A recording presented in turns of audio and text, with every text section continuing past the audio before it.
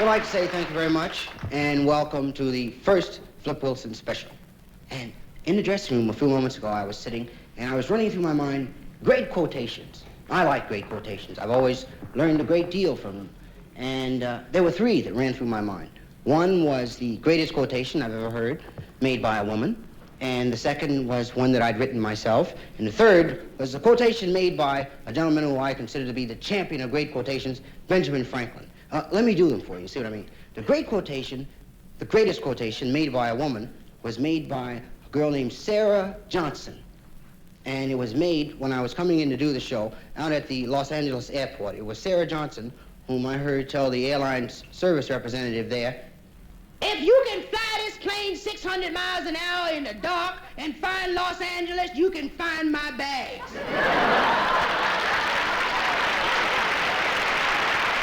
Yeah, I heard her say that. I heard that. I was there when she said that. Then there's one that I wrote that I consider, it has the potential of becoming great, and I think it'll catch on sooner if more people would tell their friends. My quotation says, "Don't order a drink for the road, because the road is already laid out." I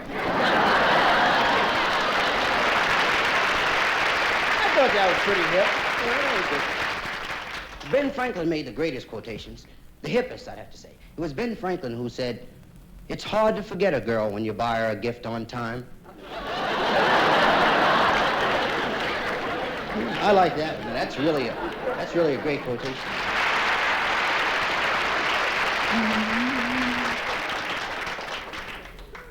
Went by to see my minister yesterday. You know what my minister told me? He was saying how much pressure women are under from the devil and how the devil just hounds women. You know, that's rough, too, being a minister. I mean, he told me, he said, "You're coming in here complaining about your problems, and I got to wage this constant battle against the devil." I said, "Yeah, Rev?"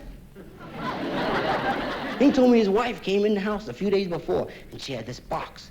And on the side of this box was written the name of a very exclusive dress shop. The lowest dress was $85. And that was on sale. So she walks in the house, and Rev says, "Another dress? You bought another dress? This is ridiculous. That's the third dress this week." And his wife tells him, "The devil made me buy this dress." Said I didn't want to buy no dress. The devil kept following me. I was going down the street going, and the devil kept following me, and he kept telling me how good I look. Rev said, "I'm not going for that." He said, "Every time you do something wrong, you blame it on the devil." He said, "You blamed it on the devil when you ran the car to the side of the church." "It was the devil. You wasn't there." "How do you know?" "He grabbed the steering wheel out of my hand." Rev said, "Well, why didn't you step on the brake?" Said, "Because when he grabbed the steering wheel, I tried to kick him." "You can't kick him and step on the brake at the same time." Said, "And we had a big fight. And that's why I was in the back seat when you all got the car open." Rev said, "Well, how'd the devil get you to buy the dress?" She said, "I was going out there, and the devil sneaked up behind me. I heard him tiptoe, you know. I didn't want to look around because I knew it was the devil, you know. That devil came up behind me, said, "Say, Mama, look at the dress in the window there." Said, "That's your size, too." Said, "It's on sale, too. Got a lot of them flowers in it like you like, you know. So why don't you treat yourself to that dress?" And I told him, "You better cut that out, devil. I already bought 2 dresses this week. I'm not going to buy no dress. I'm not even going to look at it." The devil said, "Well, why don't you try it on?" I said, "They're not going to charge you nothing to try it on. I mean, that's free. You owe yourself a try-on." I said, "Devil, you better leave me alone." And he shoved me in the door. The devil just shoved me in that door, and he pushed me in the door. I said, "Devil, stop it, please."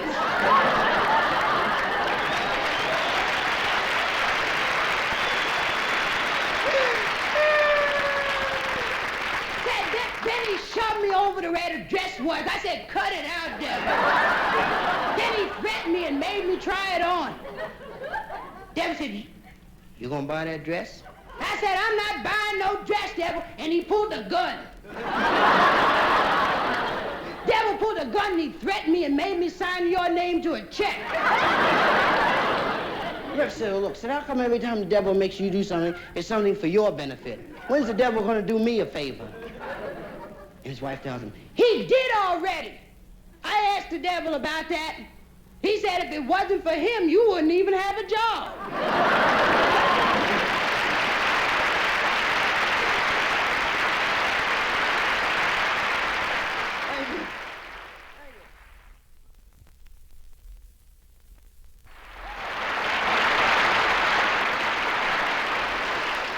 I had to disappoint a lady to do this show. Miss Johnson. I hope she's watching. And I want to, here I am, Miss Johnson. It wasn't a matter of my not telling the truth when I told you I'd be here. See, let me tell you about Miss Johnson.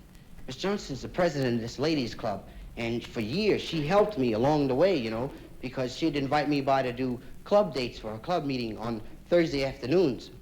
Miss Johnson's the president of this ladies' club called You Tell Me What She Said About Me, and I'll tell you what she said about you. She's president of the club. And I was supposed to do an afternoon affair for them, and I went by to tell her that I wouldn't be able to make it because I was coming to do the special. So I said, Miss Johnson, I won't be able to make it. She said, well, what am I going to tell the girls? She said, I promised them you were going to be there. I said, well, I don't know, Miss Johnson. She said, well, can you get someone to take your place? I said, it's too late because I got to catch the plane. I got to get out and do my first special. She said, well, what about me? I said, I don't know what to tell you to do. Then there was a knock at the door, and Miss Johnson goes to the door, and there's two bums there. And the bums were gentlemen. They weren't just raggedy bums. These guys had a little class. Well, the bum says, Miss Johnson, would you mind giving a couple guys who haven't eaten in 2 days a meal? Miss Johnson says, certainly. They said, in return, we'd be willing to do some work for you. So Miss Johnson said, okay, how about cutting some of that wood? So the bums go and they start to cut the wood. Miss Johnson's preparing the food. Then I'm watching, and we're discussing who we're going to get to take my place, if anybody. Then, zoom, I saw a guy shoot by the window. He was doing somersaults. So what was that? I was wondering what it was, and all of a sudden he came back. Said, boop, boop, boop, boop. I said, Miss Johnson, there's a guy doing somersaults by your window. She said, yeah. She went to the door, and she looks, and there's one of the bums. And he's doing cartwheels around the yard and somersaults. Then he's spinning around. Then he ran up the side of the tree. I said, wow, Miss Johnson. Then he spun around the branch, and he jumped back down to the ground and did a little ballet there, like that. Did about 5 minutes of that. I said, Miss Johnson, why don't you get him to perform for the club date this afternoon? She said, great, so I'll ask him. So she called his bum's friend. She said, would your buddy perform for me at the club meeting this afternoon? Said, I'll give him $100. I'm surprised because she was only giving me $35. The guy said, I don't know, Miss Johnson. Said, I'll ask him. Then he turned to his buddy and he said, hey, Freddie, you willing to cut off another toe for $100?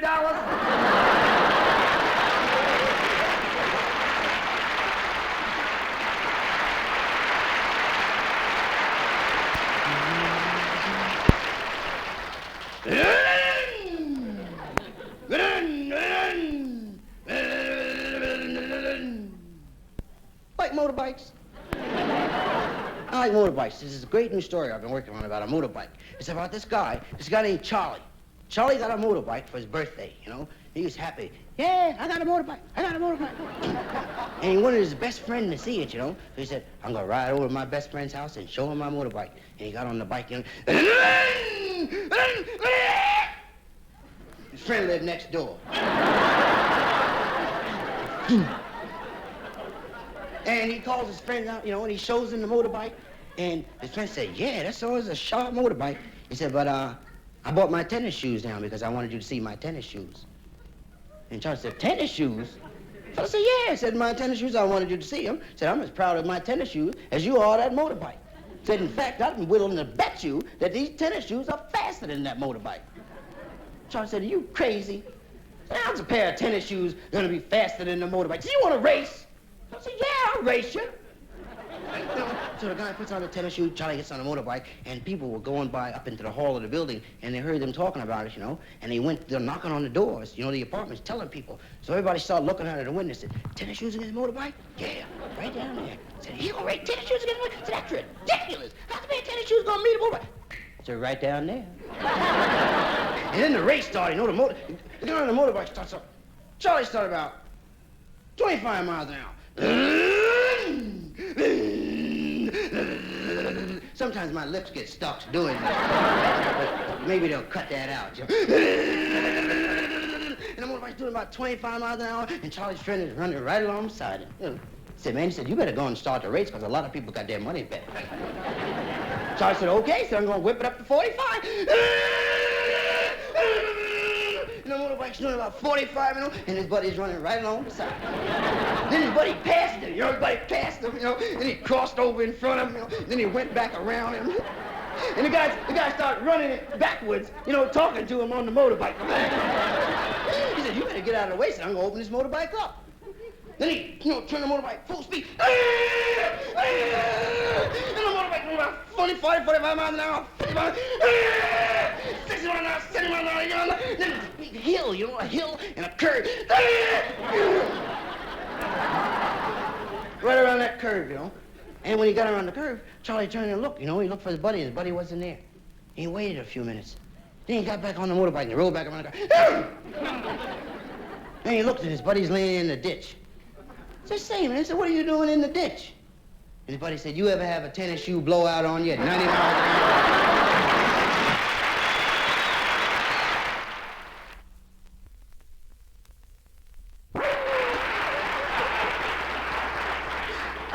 Okay, the story's about a minister. His name is Reverend Leroy. Leroy was pastor of the church of the What's Happening Now. Leroy wasn't the type of guy who'd tell you what happened a long time ago or what's going to happen in the future. When you go to Leroy's place, he'd tell you what's happening now.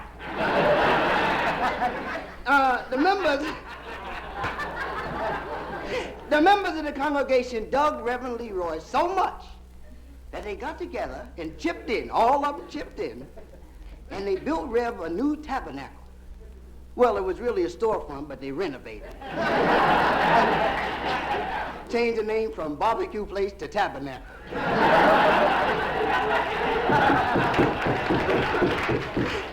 Put a big sign on the front. Church of the What's Happening Now, pastored by Reverend Leroy. Now, it was the first day of the service. The day of the first service at the new tabernacle. Early Sunday morning. Down the road, on a path, leading through the zoo, comes Reverend Leroy. Now, this Sunday morning, the rain is falling down. Brothers and sisters, the rain was falling down, and the wind was blowing. And into the pouring down wind and the rain came Reverend Leroy. As he walked through the zoo, standing there in the cage behind the bars, looking out between the bars, it's a gorilla.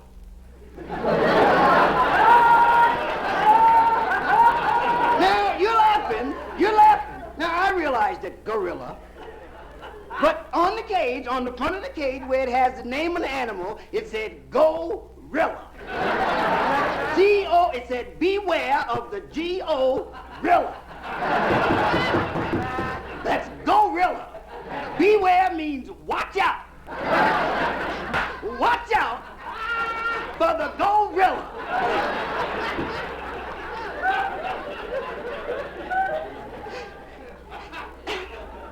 As Rev passes the cage, he sees the gorilla standing there, leaning on the cage, digging out between the bars. Rev thinks that the gorilla is a man in jail who's had his civil rights violated. Rev stops in front of the cage. He says, said, brother, why? Why have they got you behind those bars? Said, brother, whatever they said you did, you didn't do it. Said, you didn't do it. He said, because I know an innocent face when I see one. Said, you didn't do it, brother. He said, I know. He said, look, just look at the hair hanging down in your nasty face. Said, brother, they won't even let you wash your nasty face. Said, look, said, they've even got you drinking out of a trough. Said, and brother, a man has to stoop pretty low to drink from a trough. Said, well, we're going to do something about this. Said, we're going to get the members. Said, I'm going right down to the tabernacle, and I'm going to get the members to get together. Said, and we're going to send a petition to Washington. Said, we're going to do something. He said, brother. Said, all I got is $1, a raincoat, and a pack of chewing gum. Said, but you can have that. Said, I'm going to give that to you. And he walked over, dropped the raincoat, and extended his hand, which the gorilla clasped gently. Reb said, brother, I'm going to see you in a little while. And he went to pull back, and he felt the gorilla tighten up. A pain shot up his arm, down his back.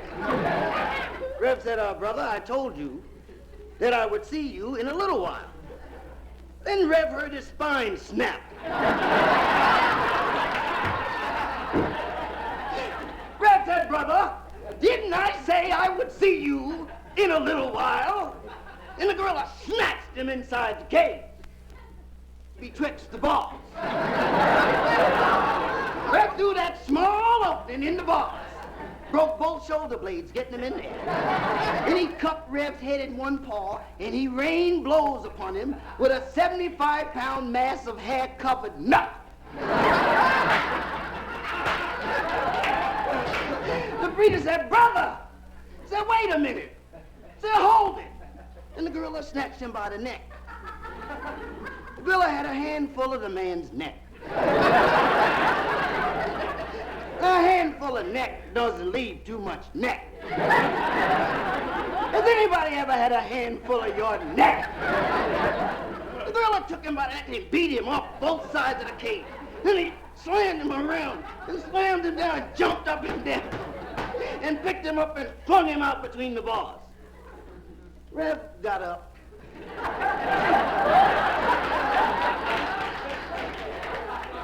Brushed off his clothes. He walked over to the cage. He said, brother, said, I'm talking to you. Said, I'm talking to you. And the gorilla glanced back over his shoulder. The rep said, you know, said, you're not a man. Said, you act like a gorilla. So that's the way you act. He said, whatever they said you did it. Yes, you did it, and some more besides. Said, I'm going to get the members to send a petition to Washington, all right, to see that you get the electric chair. Said, and oh, yes. Said, as for that hair hanging down in your nasty face, I hope they keep you in there so long it'll cover your shaggy corn.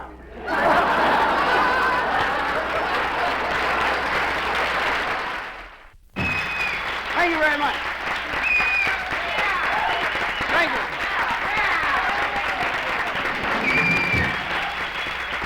Thank you very much, ladies and gentlemen. Fine, fine welcome. And it's certainly very gratifying to know that you feel this way and that you people have accepted my being able to sub for Johnny this week, because it seems to have caused quite a bit of difficulty around here at NBC. Earlier this evening, I was in Johnny's dressing room, and one of the wardrobe mistresses walked by, and she sticks her head in the door. She sees me, and she says, "What are you doing in Johnny Carson's dressing room?" Said, if he catch you in here, this is the last time you're going to be on this show.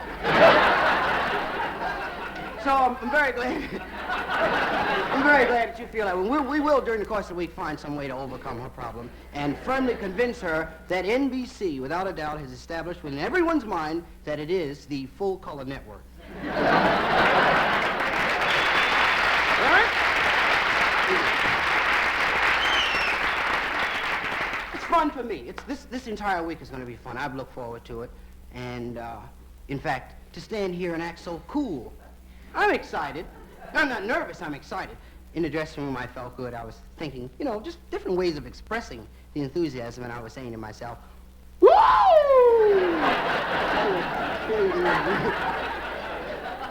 Well, it's made me think back. This is a long way from where I started. You know, I used to work in a drive-in movie. That's right, it was really rough. But it was fun. It was a hard job, but it was fun. I used to go around and shine the light in the car, tell people when the picture's over. I got $25 a week and all I could see.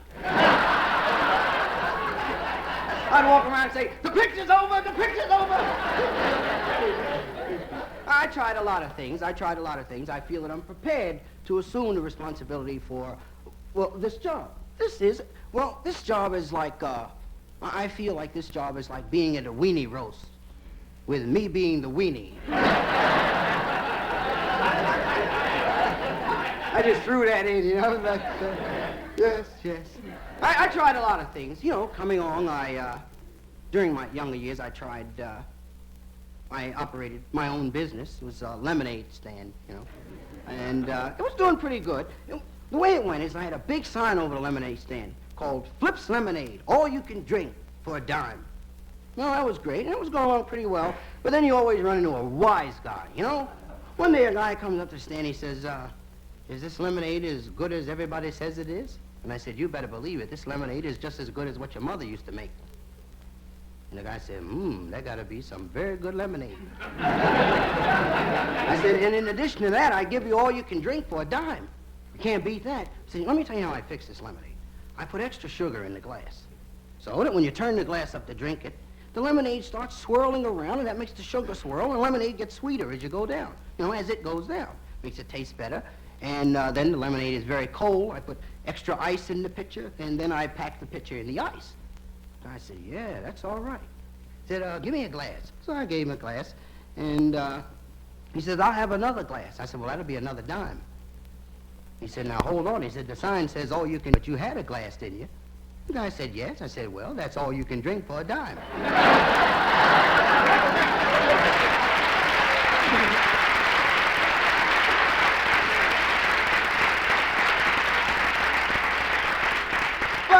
People caught on to that pretty quick, so I kind of cut the lemonade business loose. And I've worked toward tonight. And during the course, now let me say, things are going to be a little different with Johnny not here. The whole purpose of the show is fun. We're going to try to have as much fun, you know. But other things will be different, such as during the course of my opening spot, I'll eliminate Johnny's genuine, authentic golf swing. We won't have that this week. No, I wouldn't infringe upon the man's right to open. You know, that's his swing. You know, I swing another way. I got my own way of swinging. But if Johnny's looking in tonight, I was thinking of some way. I don't play golf myself.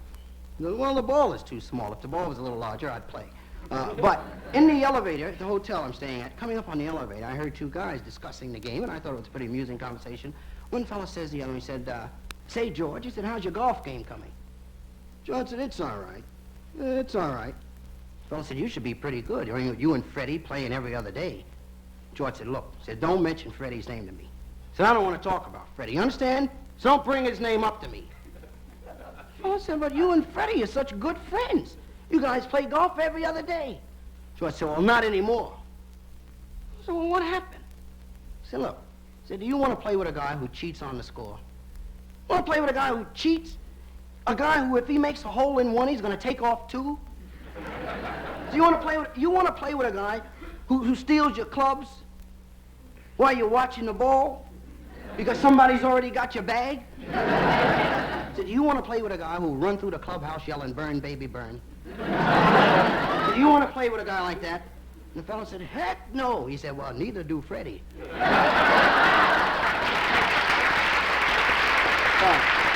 you.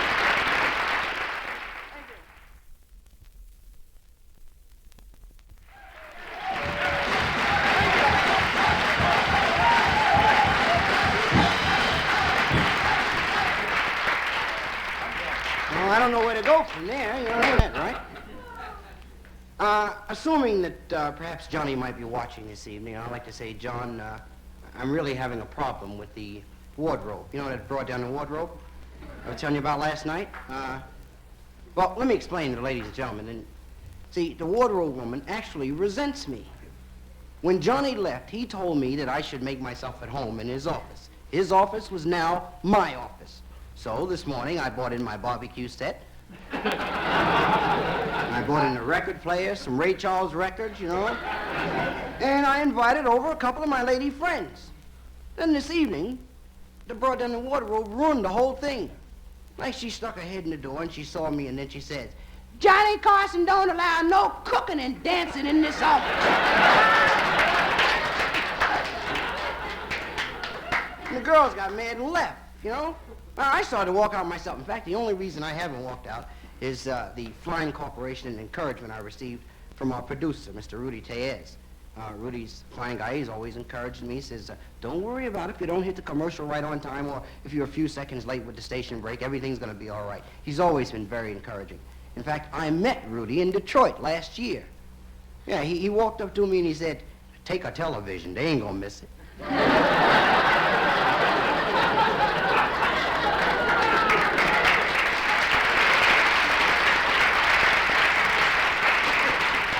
Very encouraging. It's always nice to have someone like that around.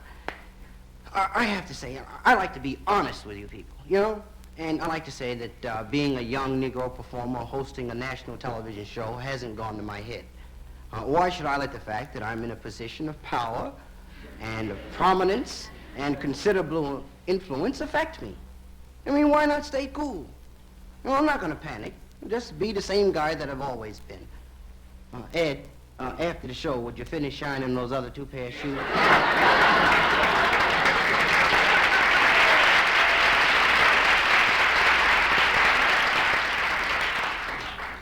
Really, I'm having fun. Glad to have you back, Doc. I was thinking of what area I might have gone into that would have given me the opportunity to have as much fun as I had being a comic. And I thought about it, and being a doctor.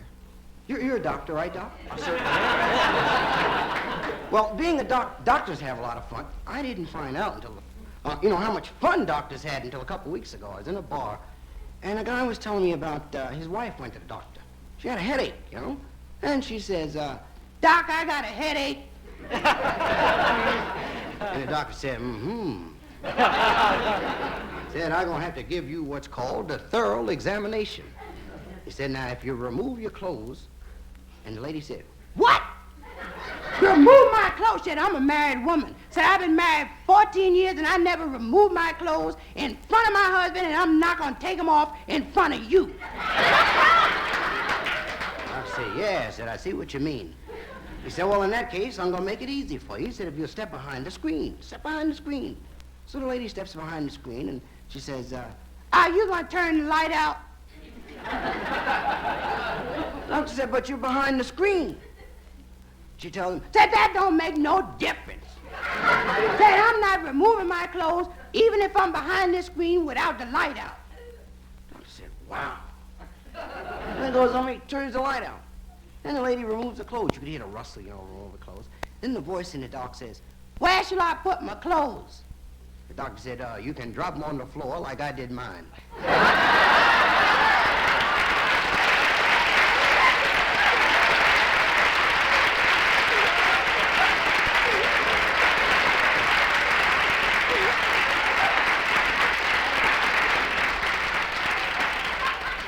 Right, so they're having fun, you know, that's the main thing about it. Quite often, some of my best stories are stories that have been given to me by people. The other day, a little old lady stopped me and told me a story. I liked it, too. She said it was her favorite story. I knew it would be a great story because I have a very high regard for little old ladies. I admire them. I admire them because they're cool. Little old ladies are very cool. Very cool. That's how you get to be a little old lady.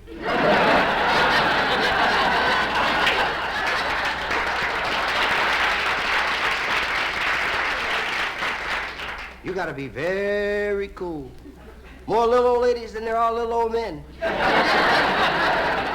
Anytime a little old lady tells me something, I say, "Yeah, little old broad." Well, let me tell you the story, then you'll see. I like it. Visualize a street in a large metropolitan area. Coming up the street is a horse-drawn wagon. painted in large letters on the side of the wagon, there's a sign that says, "Ice!" There's a little fat guy driving the wagon. He's yelling at the top of his voice. He's yelling, "Ice! Ice! Get your ice!" A woman calls from the upper floor of an apartment building. She wants ice. She yells down to the guy. She says, "I want some ice." Said, "Bring me a piece, honey." Said, "I want a 25-cent piece."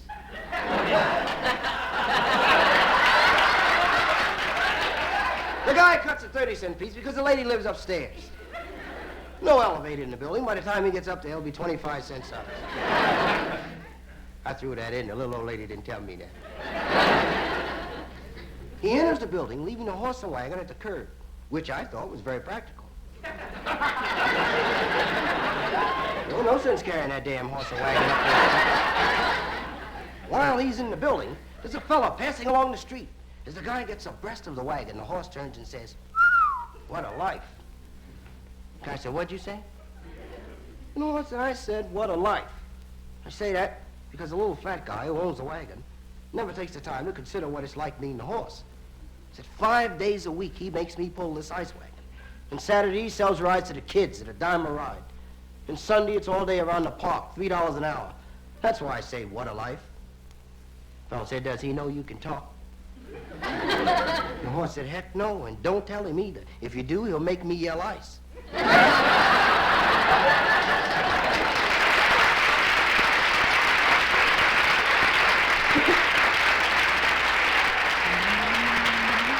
Having fun, Ed. Fun.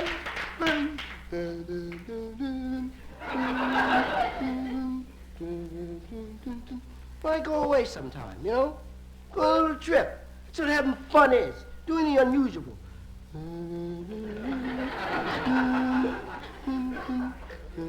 I'm working on a new story. It's a sequel to The Days of the Nights. Remember The Days of the Nights? Yeah, I'm working on a new thing. It's about Geraldine. Remember Geraldine? Well, King Begonia, who ruled the kingdom of Begonia, that's why they called him that, King. King Begonia had 2 daughters, Geraldine and Ruby.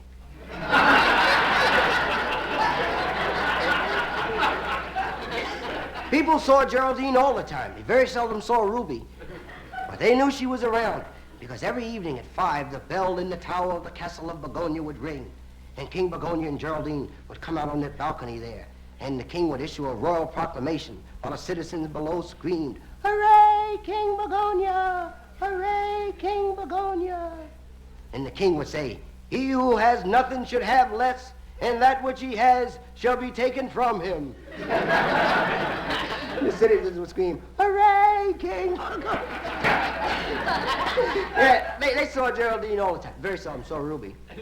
But they knew she was around because they heard the bell. Those who didn't know were asking, "Do Ruby Begonia ring a bell?"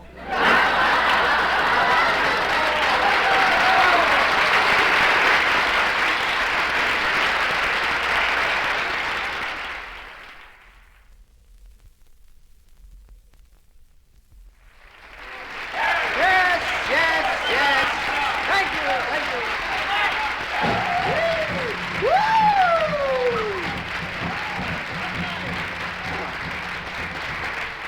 That's right, last night, Friday night, and tonight, the highlight of our show will be your seeing Ed eat a chitlin on network television. You're going to eat a chitlin for us, right, Ed? That's going to be coming up very shortly, you know. Well, later on, because that's the highlight of the show, you know.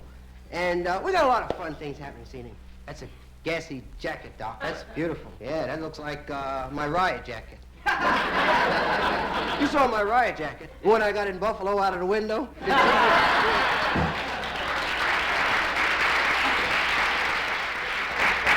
But tonight, what I wanted to do is, I hope it's not too late for me to ask you to join in my New Year's resolution, which is to try to get a congressional committee to investigate the pet shop owners. Those guys have been getting away a long time. I like animals. And a couple of days ago, I was in the pet shop, you know, browsing around in the afternoon. I go in the shop. This shop specialized in birds. The guy that ran that shop was treating those birds like dogs. While I'm there in the shop, a woman comes in. She says, "Sir, is this a pet shop?" The Guy said, that's right, lady. Said, it's not a hamburger stand. Lady said, do you have any birds that sing? Fellow said, lady, every bird in this shop sings. So before I take a bird in this shop, they have to audition. So most of these birds got records out. Lady said, if the bird can't sing, I don't want him. I want a real singer. And I said, look, if I tell you the bird can sing, the bird can sing. I said, come here, I'll let you see my best singer. So there he is. The bird can really sing. He has arrangements to all of his tunes. When he starts to sing, those other birds shut up and listen. Because they know that this bird got talent. Said, if I didn't really need the money, I wouldn't sell you this $300 bird for $8. Said, you're going to save additional money with this bird because you only have to feed him every other day. So this bird's a natural entertainer. He's not used to eating regular. They said, can the bird sing? The guy said, you bet the bird can sing. So the lady takes the bird, runs out of the shop. 10 minutes later, she charges back in, runs over to the guy. She said, I want my money back. The fellow said, what is it? She said, you know what it is. Don't act stupid. You know when you sold me that bird, one of his legs was shorter than the other. The guy said, I'm not refunding any money. That's your fault. When you came in here, you asked for a singer. If you wanted a dancer, you should have said so.